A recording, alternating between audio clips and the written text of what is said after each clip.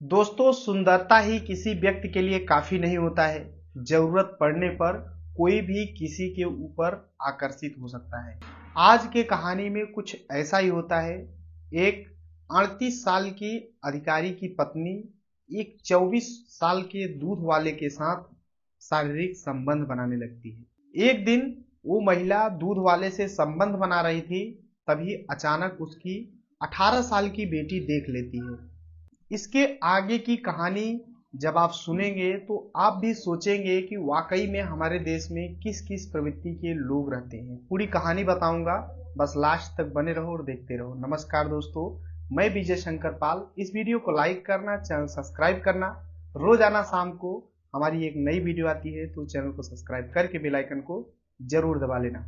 बाकी आप लोग कहाँ से हमारी वीडियो देखते हैं कमेंट जरूर किया करिए, मैं आपका नेक्स्ट वीडियो में नाम लूंगा। बाकी जो लोग पिछले वीडियो में कमेंट किए हैं, मैं उनका लास्ट में नाम लूंगा। तो चलिए शुरू करते हैं। आज की जो सच्ची घटना सुनाने जा रहा हूं, ये है हरियाणा प्रदेश में एक जिला है भिवानी।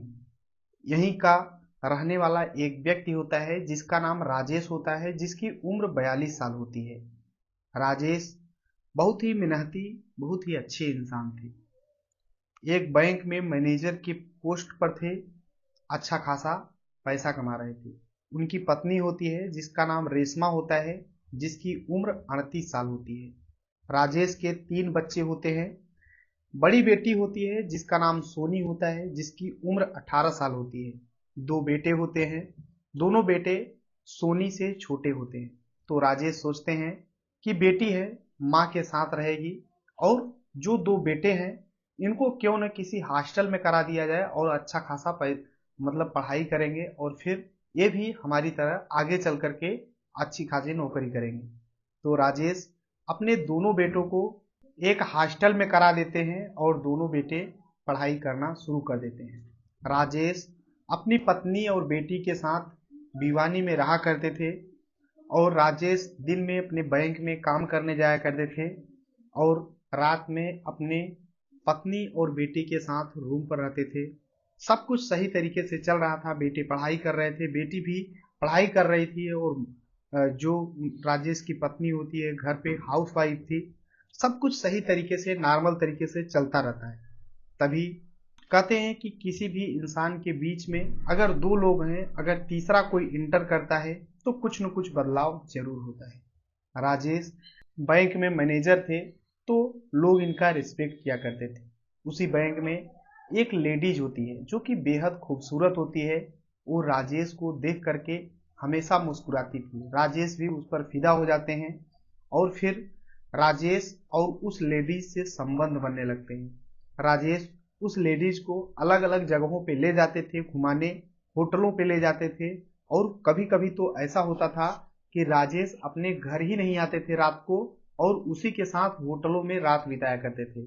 और जब पत्नी जो रेशमा होती है, वो अपने पति राजेश के पास जब फोन करती, पूछती कहाँ पर हैं आप, क्यों नहीं घर आए, तो राजेश बताता था कि अभी मैं आया हूँ अपने बैंक के काम से, दूसरे जगह आया हूँ, कल आऊंगा। इस तरीके से कभी कभी तो ऐसा होता था कि राजेश 3-3 दिन घर रूम पर ही नहीं जाते थे, घर पे ही नहीं जाते थे, और उसी जो बैंक में एक कर्मचारी महिला होती है, खूबसूरत होती है, उसी के साथ अपना टाइम पास करते रहते हैं। अच्छा खासा पैसा भी कमा रहे थे, तो कोई दिक्कत नहीं होती है। समय बीत रहा होता है। जो रेशमा होती है उसे अब पति का सुख नहीं मिल पा रहा था, क्योंकि वैसे भी वो 3-3 दिन गायब रहते थे राजेश, और कभी आते भी थे तो उससे ज्यादा इंटरेस्ट नहीं रखते थे। रेशमा बहुत परेशान थी कि हमारे पति आखिर मेरे मेरे में क्या कमी है कि मेरे पति मुझसे दूरियां बना रहे हैं, मुझे संतुष्ट नहीं कर रहे हैं, मेरी शारीरिक इच्छाएं नहीं पूरी कर रहे हैं। रेशमा बहुत ज्यादा परेशान रहने लगती है। वो अपने पति से पूछती थी कि आखिर आप मुझसे दूरियां क्यों बना रहे हैं। तो उसके पति कहते थे कि देखो, मेरे बच्चे हैं, पढ़ाई कर रहे हैं, मुझे अपने काम को लेकर के सीरियस हूँ, इसलिए मैं अपने काम को लेकर के बाहर जाता हूँ। अगर नहीं जाऊंगा तो बैंक में से मुझे निकाल देंगे। यानी तमाम तरीके के राजेश बहाना बनाने लगते हैं। रेशमा भी आखिर क्या करती। धीरे धीरे जब करके 6-7 महीने इसी तरीके से बीतने लगते हैं, तो रेशमा को शारीरिक सुख नहीं मिल पा रहा था, ये भी परेशान होने लगती है। तभी एक दूध वाला होता है जो कि रोजाना सुबह के टाइम में रेशमा के घर पे दूध दिया करता था, जिसका नाम शंभूनाथ होता है, जिसकी उम्र 24 साल होती है। शंभूनाथ देखने में हट्टा कट्टा था, अभी नौजवान था।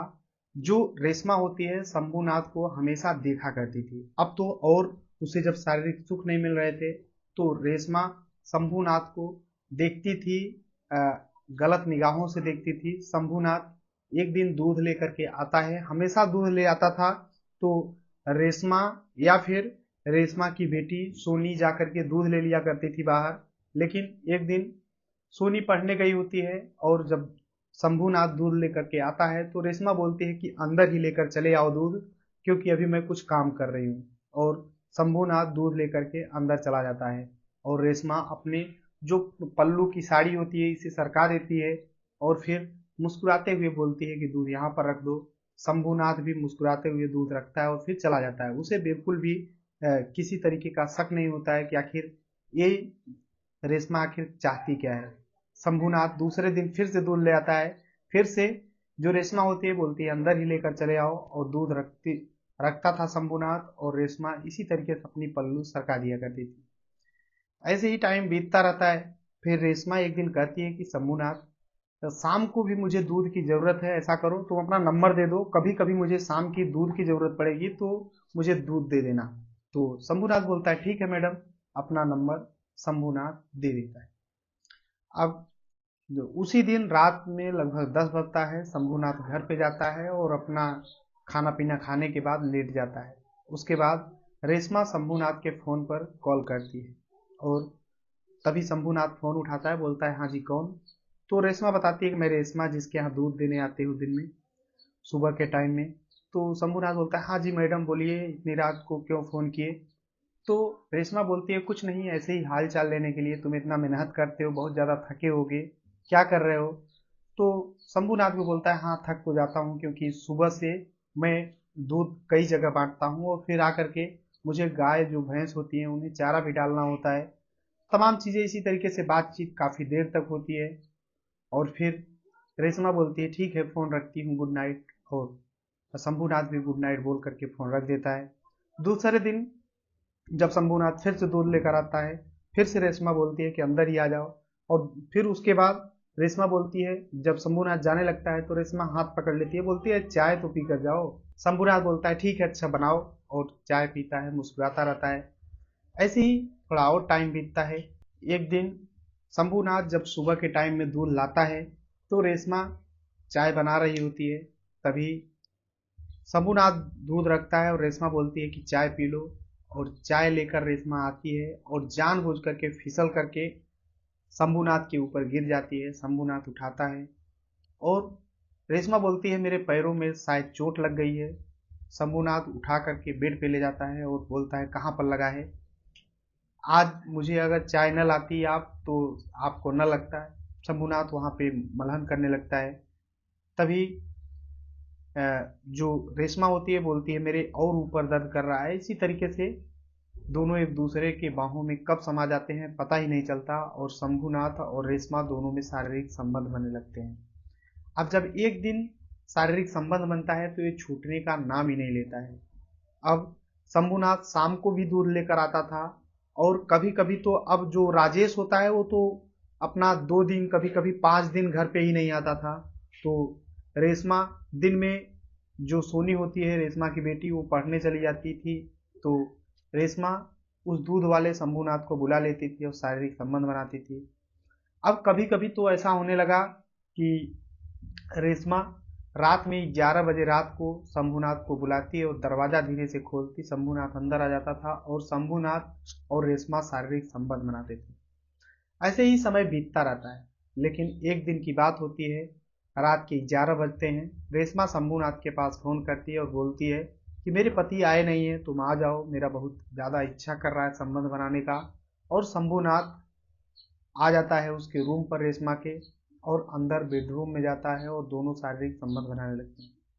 तभी जो बेटी होती है 18 साल की सोनी, वो उठती है और बाहर आती है बाथरूम करने के लिए, और फिर वहां से अंदर जाती है तो उसे कुछ अजीब तरीके की माँ के रूम से आवाज आती है। वो वहां पर जाती है और एक झरोखा होता है वहां से देखने का प्रयास करती है। तभी देखती है कि जो रेशमा है बिना कपड़ों के दूध वाले के साथ, शंभूनाथ के साथ शारीरिक संबंध बना रही है। ये सब देख करके सोनी के पैरों तले जमीन खिसक जाती है और वो दरवाजा अंदर से लॉक नहीं होता है तो दरवाजा ठेलती है और अंदर पहुंच जाती है। जब अंदर जाती है तो रेशमा देखती है कि उसकी बेटी सोनी आ गई है और रंगे हाथों दोनों को बिना कपड़ों के देख ली है। तभी रेशमा सोचती है कि आखिर करूं तो करूं क्या। तभी रेशमा बोलती है कि अरे सोनी, तुम कैसे यहाँ पर आ गई। तो सोनी बोलती है कुछ नहीं, ये सब क्या कर रही हो।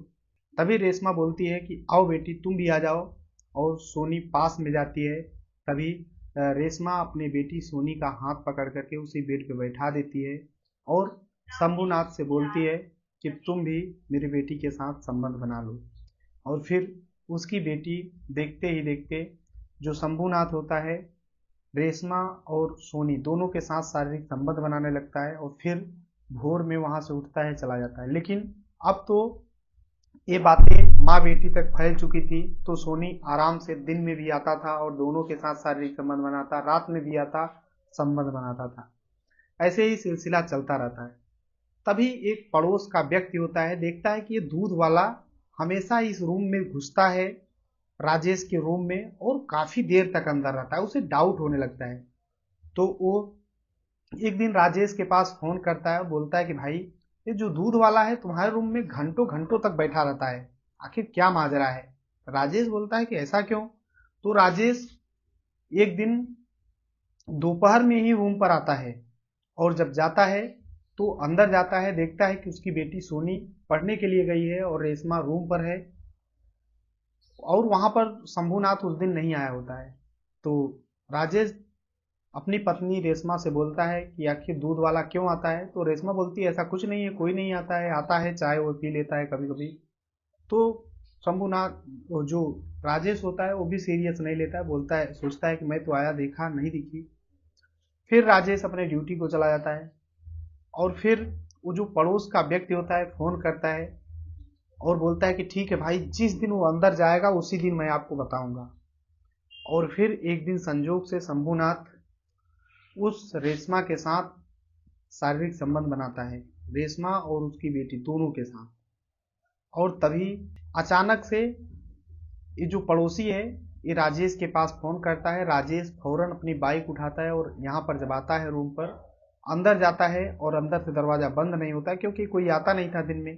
तो सीधा जो राजेश था अंदर घुसता है और देखता है कि उसकी बेटी और उसकी पत्नी दोनों के साथ दूध वाला संबंध बना रहा है। ये सब देख करके उसके पैरों तले जमीन खिसक जाती है और फिर फौरन फौरन एक राड उठाता है और शंभूनाथ के सिर पर मार देता है। शंभूनाथ वहीं पर गिर जाता है खून से लहूलुहान और इस दुनिया को छोड़कर चला जाता है।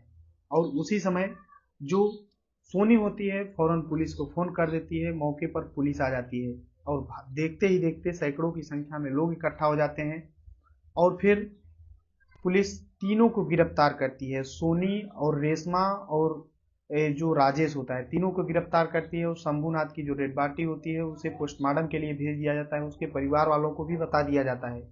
पुलिस जब सभी से पूछताछ करती है तो राजेश एक एक बातें बता देता है। तब पुलिस सभी के खिलाफ मुकदमा दर्ज करती है और राजेश के खिलाफ गंभीर धाराओं में मुकदमा दर्ज होती है और तीनों उस समय सलाखों के पीछे पहुंच जाते हैं। बाकी ये पूरी कहानी सुनाने का उद्देश्य किसी को परेशान करना है, दुख पहुंचाना है, बल्कि आप सभी को जागरूक करना है। जहां भी रहें अपना और अपनों का ख्याल रखें, सुरक्षित रहें। बाकी आप लोग अपनी राय जरूर देना इस कहानी पे। बाकी चलते हैं आज के कमेंट की ओर। तो कमलेश पासवान हैं जो कि गया बिहार के रहने वाले हैं, जो कि हमारी रोजाना वीडियो देखते हैं। तो भाई आपको तहे दिल से शुक्रिया। राजीव पाल जो कि हरदोई उत्तर प्रदेश से हैं, हमारी रोजाना वीडियो देखते हैं, तो आपको भी तहे दिल से शुक्रिया।